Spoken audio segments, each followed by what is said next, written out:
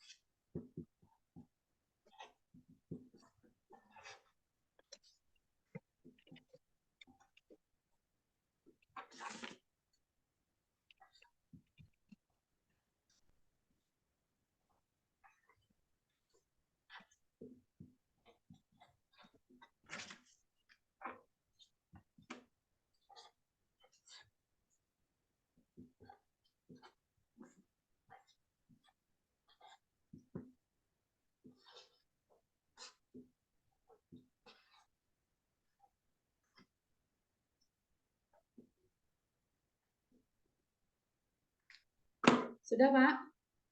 Oke, sudah. Oke, ya, 3 menit. Silakan ditayangkan. Oke, digeser ke kanan. Ya, terus ya, oke. Terus geser lagi ke geser lagi biar nampak, terus ke ujung. Oke, ya, agak diangkat sedikit.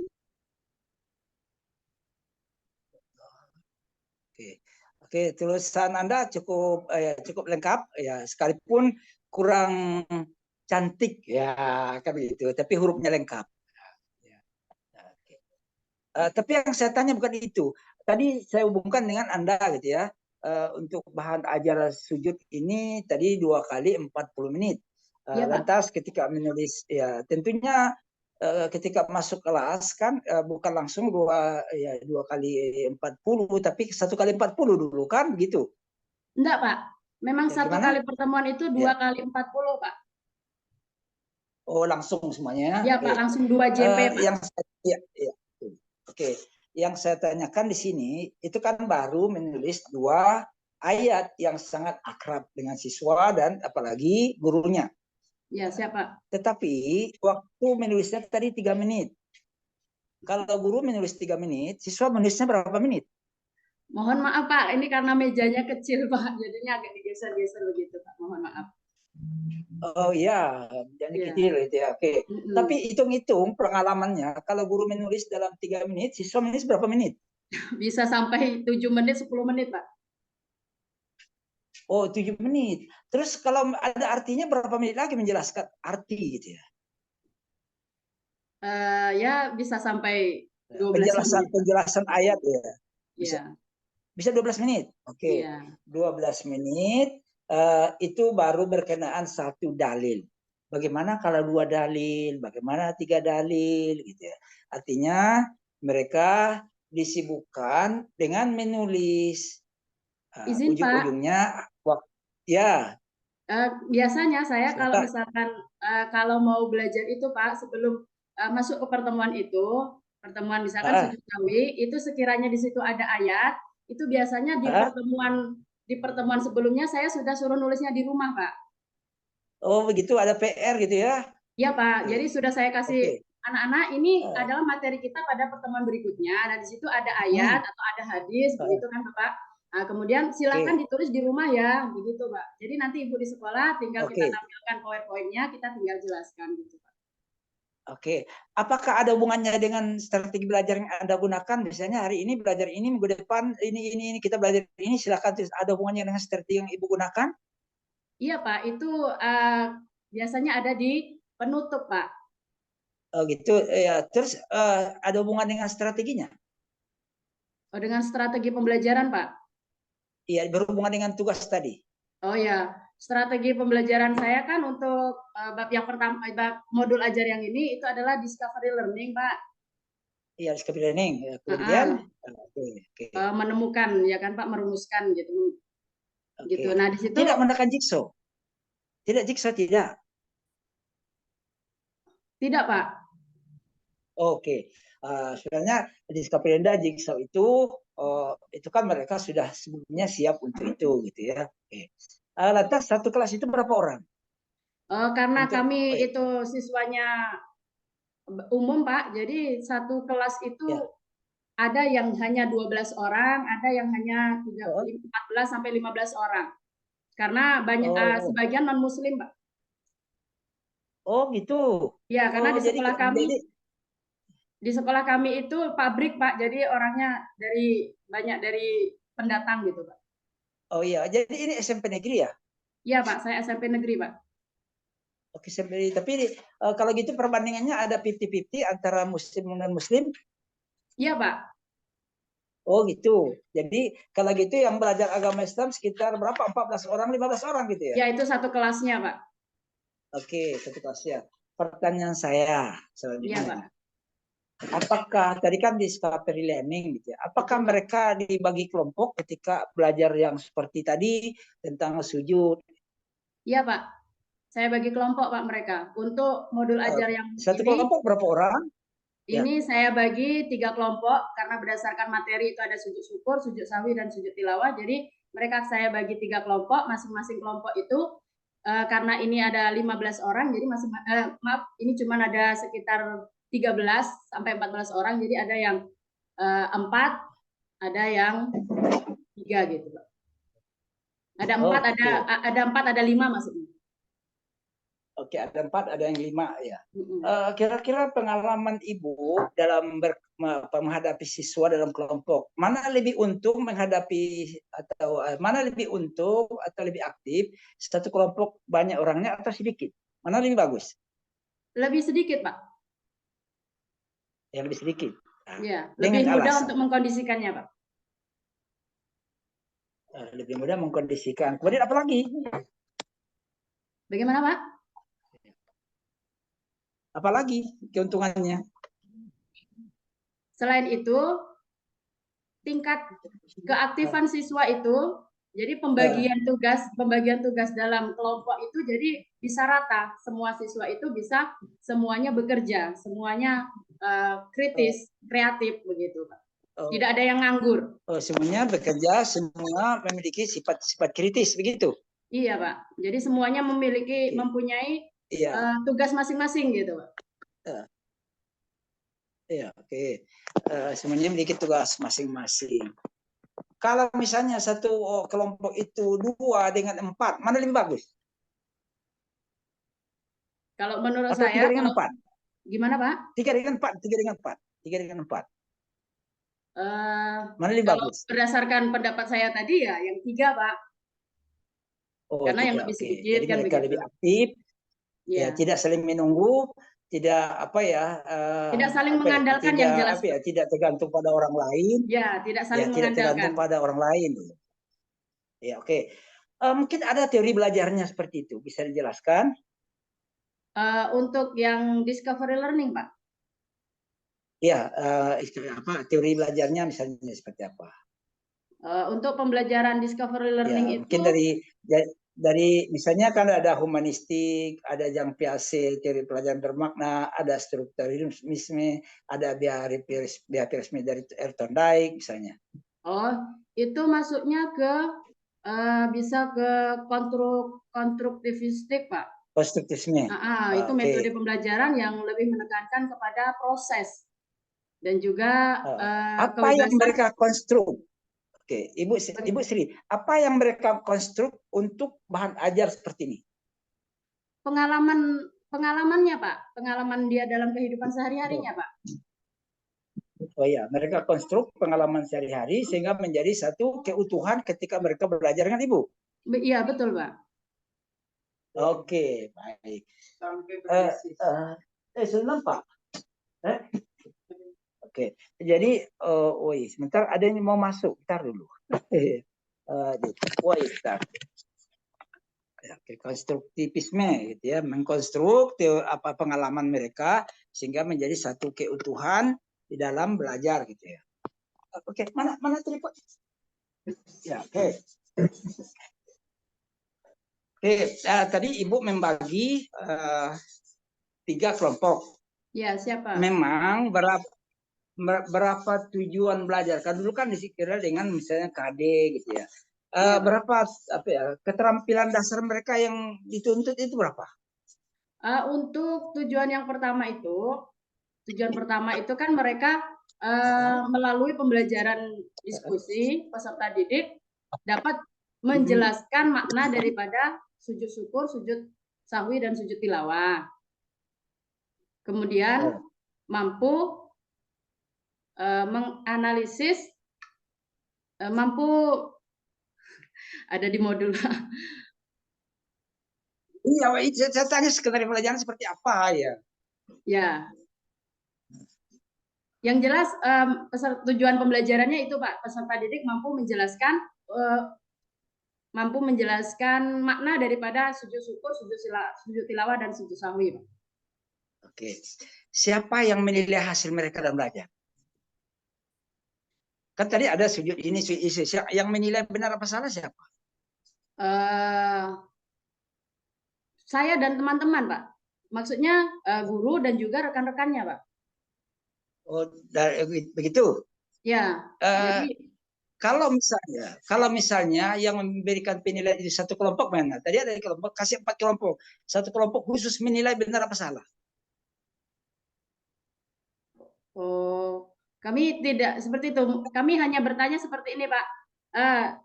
Itu kan melalui presentasi ya, Pak ya. Jika diskusinya sudah selesai kan kemudian setiap kelompok mempresentasikan. Nah, di situ nanti akan ada tanggapan dari kelompok yang lainnya. Nah, di situ saya akan bertanya bagaimana menurut kelompok yang lain, apakah yang disampaikan oleh kelompok satu misalkan itu sudah sesuai dengan yang diminta atau belum gitu. Nah, dari kelompok yang lainnya itu nanti akan menanggapi, Pak. Baru pada akhirnya Oke. nanti saya setelah 3 kelompok itu selesai, baru saya akan memberikan tanggapan umpan baliknya, Pak. Artinya Ibu udah tegas. Oke, kelompok 1 sudah tampil, kelompok 2 silakan menanggapi. Bukan siapa gitu ya. Jadi Ibu Oke. memberikan pertanyaan yang ngambang gitu ya. Oh, begitu, Pak. Iya kah? Biasanya gini, Pak. Silakan kelompok Ah, 1 begitu, Pak. Cuman tidak iya, menyebutkan nama gitu. iya, ini kan kelompok ya. Iya, betul, Kelompok Pak. 1 sudah tampil, silakan kelompok 2 mengkritisi misalnya, tidak begitu. Silakan Silakan kelompok 2 kelompok 2 menilai. untuk menanggapi begitu, Pak. Oh iya, tadi di awal Ibu memberikan satu umpan yang ngambang. Ayo siapa gitu ya. Oh Bukan iya. kelompok. Kalau pendekatannya kelompok, ya yang menilai kelompok. Sehingga Oke. mereka terbebani untuk menguasai bahan yang ditugaskan ke mereka dan terbebani untuk mengkritisi yang lain. Oke, itu belajar apa? Jadi belajar, coba. Teori belajar Oke, eh, strukturalisme bermakna humanistik, behavior, eh, struktur apa ya? Apa konstruktivisme gitu ya. konstruktivistik ya, Pak. Oh iya, kalau dibawa ke humanistik bagaimana? Teori kebutuhan. Kalau humanistik itu dia dia tidak begitu, dia yang penting materinya saja, Pak. Prosesnya dia tidak begitu. Oh, ya. Kalau untuk humanistik itu dia lebih mementingkan materi aja, isi dari materi yang dipelajari daripada Ya, prosesnya. dari proses. Oke, Iya, Anda memiliki pandangan tentang teori apa konstruktivisme dan humanistik bahwa proses tidak begitu ditonjolkan, tapi yang dibutuhkan adalah keterpenuhan hajat yang belajar kan itu. Nah, tidak ada semacam hukuman-hukuman dalam belajar kan begitu. Oke, tidak ada, Pak. Ibu ya oke, Ibu Sri apa namanya nih Sri Sri Dewi Dwi Astuti. Astuti, Pak. Dewi atau Dewi ya Dewi. Dwi, Pak. Dewi. Ya, ya. Oke. Kelas 7 SMP gitu ya. Iya, Pak. Mungkin apa ya itu kritik saya karena Anda sudah mengajukan satu strategi belajar, lupakan lupakan metode ceramah Siap, dalam saya belajar. memang tidak menggunakan metode ceramah, Pak. Oke, lupakan metode ceramah dalam belajar. Ya, saya ya karena sudah ikut mengikuti pelatihan dan sudah tahu kelemahan-kelemahan ceramah dan segera tinggalkan. Siap. Siap? Siap. Ya, oke. Ya, oke. Wassalamualaikum warahmatullahi wabarakatuh. Terima kasih untuk Ibu Waalaikumsalam Sri. warahmatullahi wabarakatuh. Terima Ya, kasih, Bapak. oke. Ibu Yulia, silakan. Siapa lagi? Izin live, Bapak, Oke. Ibu. Oke. Ya, Ya, siap Bu. jangan lupa rekodnya dan go out from a room. Siap. Siap, Pak. Assalamualaikum. Ya, Waalaikumsalam Waalaikumsalam. warahmatullahi wabarakatuh. Oke. Assalamualaikum Bu Sri Dewi Astuti. Waalaikumsalam warahmatullahi wabarakatuh. Apa kabar? Alhamdulillah, baik, sehat, Bu Pak. Sri Astuti ngajar di mana? Saya ngajar di SMP 34 Sarolangun, Pak. Sarolangun. Iya, Pak. Silakan Ibu Sri Dewi baca Quran dulu. Suratnya bebas, Pak. Bebas, silakan. Oh ya.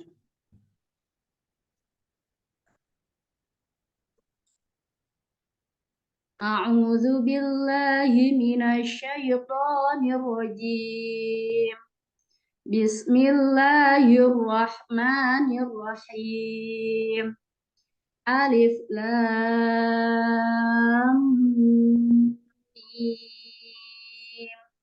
Dzalikal kitabu la raiba fihi hudal lil muttaqin allazina yu'minuna bil ghaibi wa yuqimuna sholata wa mimma razaqnahum yunfiqun wallazina yu'minuna bima unzila ilaika wa ma unzila min qablik wa bil akhirati hum yuqinun.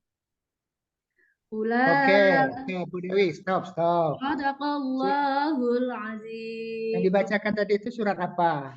Surat Al-Baqarah, Pak. Apa arti Al-Baqarah tuh? Al-Baqarah itu sapi betina, Pak. Berapa ayatnya? Al-Baqarah, surat Al-Baqarah itu ayatnya adalah, bentar Pak, berapa ya? Udah paham kan? Jadi Ibu membaca Al-Quran. Yang dibaca Oh, 286 Pak, 286. Nah, ya. Ayat terakhir ayat apa? Ayat kursi ayat berapa? Aduh, nggak hafal Pak ayat kursi ayat berapa Pak? Nah, berarti kamu nggak sering baca ayat kursi. Sering duduk di kursi, baik kamu. Nggak Pak, kalau bacanya sering Pak, cuman ayatnya lupa Pak. Kalau Ya. ayat kursinya hafal Pak. Ya. Jadi Ibu Sri tadi membaca Alif Lam Mim Zalikal Kitab La Roiba. Apa arti Zalikal Kitab? Zalikal kitab. Zalikal kitabul la raiba fihi itu Pak. Ya. Kitab ini tidak ada keraguan. Maksudnya apa? Kitab Al-Quran ini memang tidak ada keraguan-raguan di dalamnya Pak. Memang benar-benar menjadi petunjuk bagi orang-orang yang bertakwa Pak. Orang yang bertakwa itu seperti apa? Orang yang melaksanakan perintah Allah dan meninggalkan semua larangannya. Yang dalam Al-Baqarah digambarkan itu orang takwa seperti apa? Orang yang Itulah allazina yu'minuna bil ghaib. gitu Orang ya. yang beriman Orang-orang yang kepada- beriman kepada hal-hal Nah, gaib. itulah nama orang takwa. Ya. Oke, Bu Sri, silakan ditampilkan modul kurikulum merdekanya ya. Dijelaskan sekilas. Nanti saya konfirmasi. Oh, siap Pak. Bukan Izin? PPT-nya, modulnya. Iya Pak, Modul. saya izin share screen ya Pak. Ya, silakan.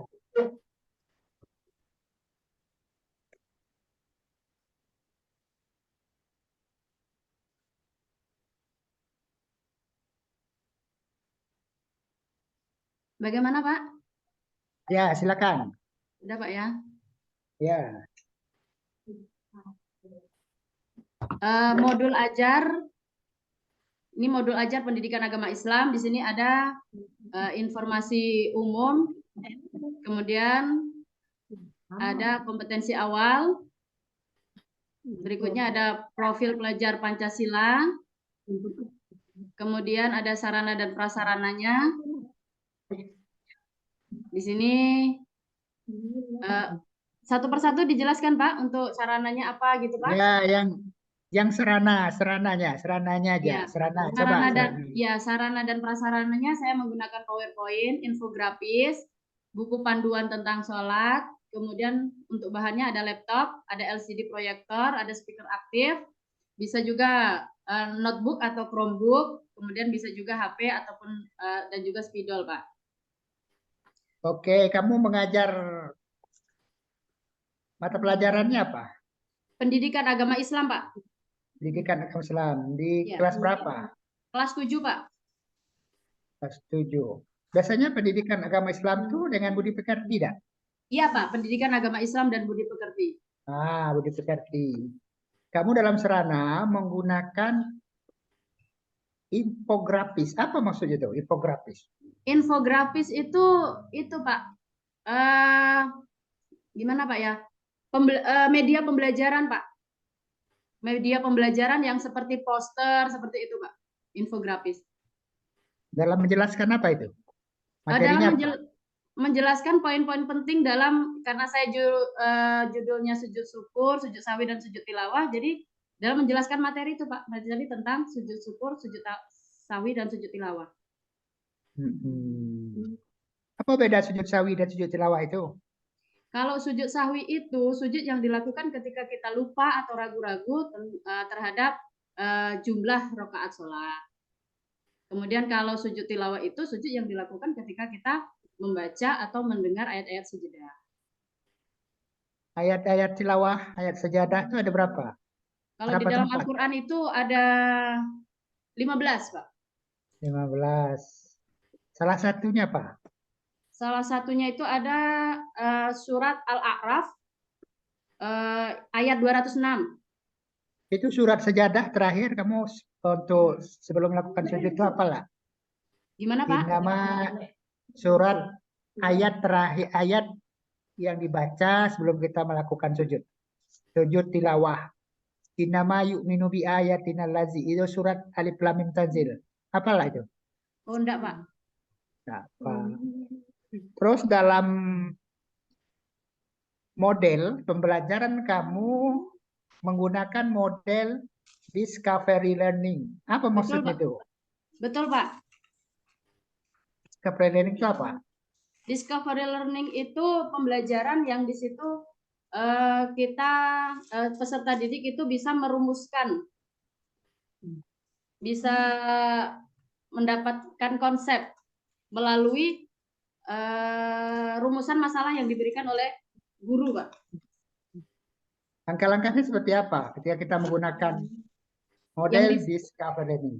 Langkahnya. Di sini, Pak, ya, di modul ajar, Pak, ya. Bukan di modul aja. Oh, yang kamu lakukan. memberikan stimulus, Pak, memberikan rangsangan kepada peserta didik. Setelah memberikan rangsangan kepada peserta didik, kemudian peserta didik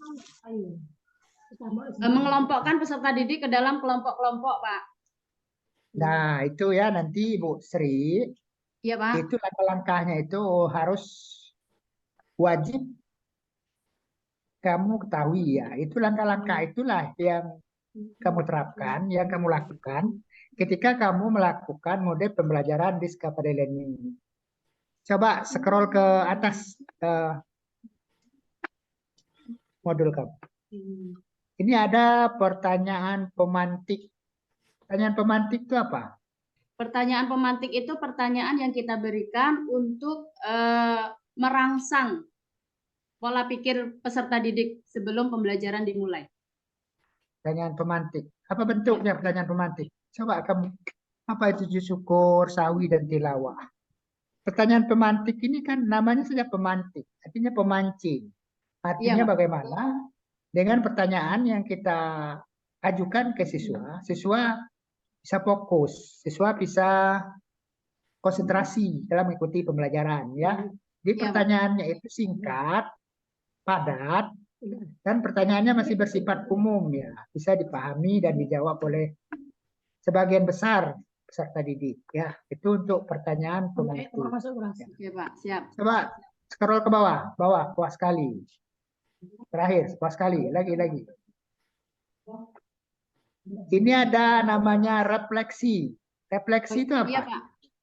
Refleksi itu untuk mengetahui kira-kira kekurangan apa yang masih kita temukan dalam proses pembelajaran. Kira-kira istilahnya kita refleksi diri, kita mengoreksi diri sendiri, Pak. Begitu juga dengan peserta didik.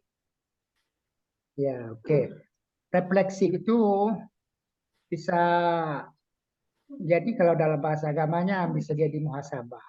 Jadi refleksi itu yang jelasnya apa yang kurang, kemudian bagaimana tindak lanjutnya dalam rangka memperbaiki kekurangan, ya. Ya, siap. Ada tindak lanjutnya sini ada enggak? Coba tindak lanjutnya ada dalam modul kamu. Tindak lanjut. Untuk Asesmennya remedial mana? dan penilaian bukan, Pak? Di asesmen biasanya. Asesmen awal, asesmen akhir.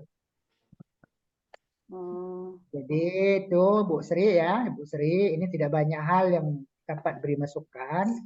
Ya, Yang Pak. jelas modul ini diharapkan untuk menjadi seorang guru yang profesional, Siap. harus diterapkan ya Siap. dalam melakukan proses PBN. Oke, terima kasih. Sekian. Assalamualaikum warahmatullahi wabarakatuh. Waalaikumsalam warahmatullahi wabarakatuh. Terima kasih Pak. Izin live Ya, Pak. sama-sama.